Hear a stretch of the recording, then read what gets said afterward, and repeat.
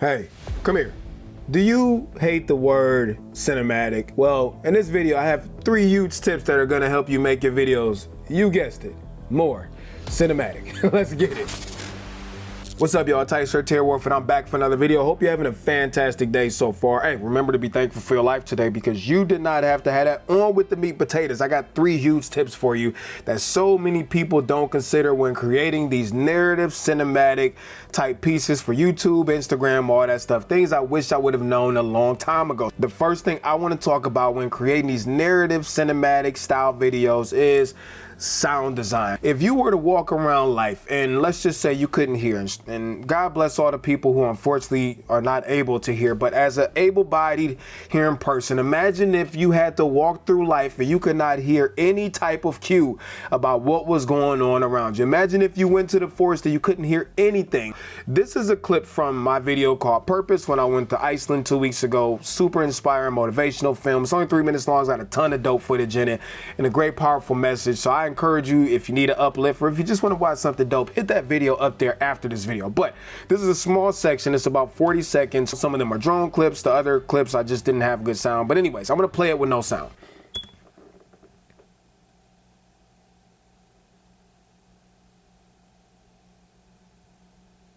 You know what? I'm not going to play the whole thing because it's just mad freaking boring, right? Let me go ahead and turn the sound on and let you hear it now.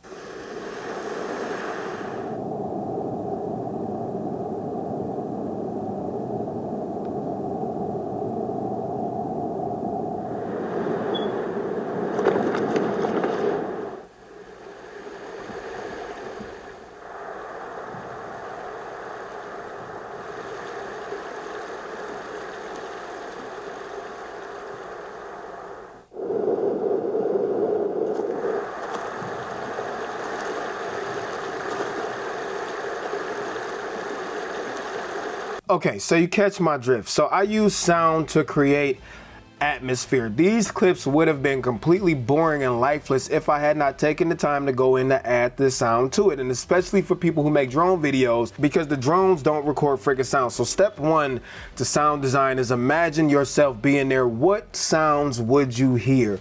Those are the sounds that you want to place on your clips. The second thing that you want to do with sound is sometimes you can layer them, right? Because there might be different sounds going on in said environment. So I'll give you an example. Here's a clip where we got the horse right now. Obviously, when we play the clip, you can tell by the horse's mane that it's windy and the horse licks his lips. I guess he got done eating some hot Cheetos, got to get the Cheeto stuff off his lips, whatever the case may be. Let me play it. Okay, so we added some wind in there and we added the whole animal tongue swallow effect, right? They blend together perfectly. So sometimes you do have to layer sound to create atmosphere. Now, the third tip I want to give you is you also use sound to create dimension, right? So for example, on this clip, this is a vast mountain where obviously it's moody, it's cloudy, so you would expect it to be windy.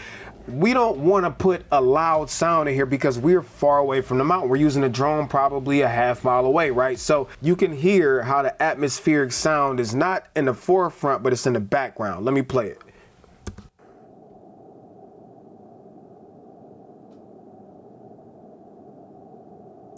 It's very, very subtle, but let's say that we were very close to the mountain and we were right up on one of the peaks, then obviously we would want to turn that volume up to convey a sense of closeness when it comes to spatial audio. Use sound to your advantage. Let me show you where I get this sound from, and this is why I had Artlist sponsor this video, because honestly, all of the sound effects I used in the video Purpose were from Artlist, and in all of my videos, I used them for my music, sound effects, all that stuff. But let's go to artlist.io.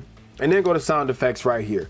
Right at the top, you see there's a search bar. So if you know what the sound that you're looking for is called, you just search for it. But if you don't know the sound that you're looking for, then there are filters on the side. So you can go for ambiance type sounds or realistic or Foley or music special, whatever sounds that you're looking for, you can get them on Artlist. To be honest with you, I've never come across any sound effect that I was looking for that Artlist doesn't have. And that's why I don't go anywhere else when it comes to sound effects, because they're all in there and they're all copyright protected. So I don't have to worry about me uploading the sound effect here and then getting a copyright claim on the back end on Instagram and all that other good stuff. The second thing that I really want to talk about when it comes to giving your cinematic videos more oomph is causation. Terry, what on earth are you talking about, right? The human brain operates on a system of cause and effect, right? There must be a start if there was a stop. There must be an end if there was a beginning, and so on and so forth. The human mind does not like operating on open loops, right? So here's an example. Terry walked down the street today. Real boring, right? It has no direction. It tells you nothing. There's no cause and effect. There's no problem solving involved. There's no solution to anything. But Terry was having a bad morning. So Terry walked outside to clear his head. And after Terry took his walk, he felt a whole lot better. Do you see what I did there? I created cause and effect. There was a problem, there was a solution. Even when it comes to just vlogs and stuff like that. If you're making a vlog and you're just making, and I've done this, so again, this is me sharing things that I'm learning, right? But if you're making a vlog of your day and you're just posting clips in a chronological timeline, that's boring and people will get very bored. But if you solve a problem, you start the vlog with a problem, and then at the end of the video, they can see that the problem is being solved, they're way more likely to stick around and watch the whole thing. So causation is something that we need to make sure we are including in our videos. The third and most important thing is music. And if you ever paid attention to your favorite movie, there was a musical score that was specifically created to help you feel what the creative director wanted you to feel. So music is used to take you through the ridges and valleys, I'm doing that backwards, but you get what I'm trying to say, of a video. I use music to create emotions. So I use it to create how I want you to feel. So even if we use this example purpose, I wanted this to be an uplifting, motivational, but hardcore type of video, right? I didn't want no soft stuff in it. So I went back on Artlist, and I promise y'all, this is what I do before I start editing the video. I'll just go find music that inspires me and gives me direction. So if we go to artlist.io, we go up to music, right up top, we have some spotlight picks and all that stuff. And on the side, we have a filter system. And I like to start with mood. So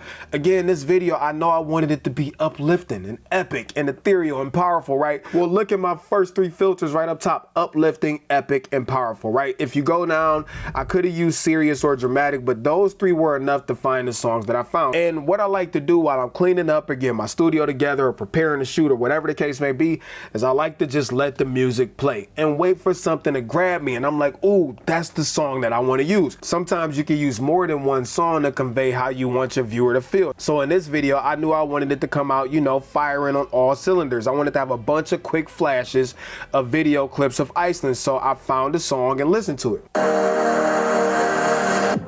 Now the problem with that song is I liked how it started, but I didn't like how it went. So the second song, I just decided to play right after it. So I cut the first song and I put the second song on, so I'll play them both together now.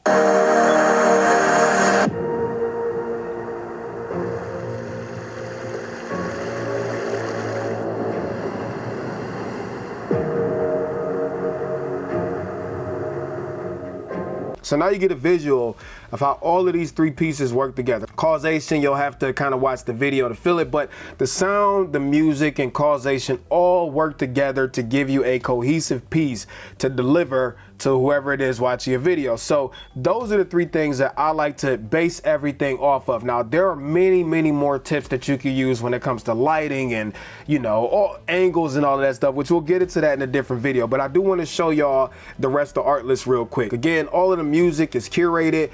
There's more music added daily. You got the sound effects browser up top. Artlist also offers footage, so there's a lot of professional footage in here that if you're missing a piece for your video, for example, if I wanted a cloudy beach, if I want to type that in there, boom, it will bring me up cloudy beach clips. There they are, and I could just download those and add them to my video if I'm missing something. And again, this is all copyright protected, right? Some of this stuff look like it's from Iceland, to be honest with you, but there's even templates up there if you need titles, openers, stuff like that. There's different plugins you can use, and they actually have a real video editor that you can download to your computer, and it's actually a really, really good editor. And there's a plan for everybody, whether you just want sound effects or whether you want all of it. Hey, it's something on there for everybody. So if you sign up for Artlist, I will give you 2 free months at the end of your annual subscription, but that's only for a limited time. So if you want to sign up, you need to go ahead and do it now. Anyways, I hope this video was helpful, enjoyable, entertaining for you, all three of those things. And until next time, I'm out of here. Tight shirt, Terry Warford. I'm out. Piece of chicken grease. See y'all later. Peace.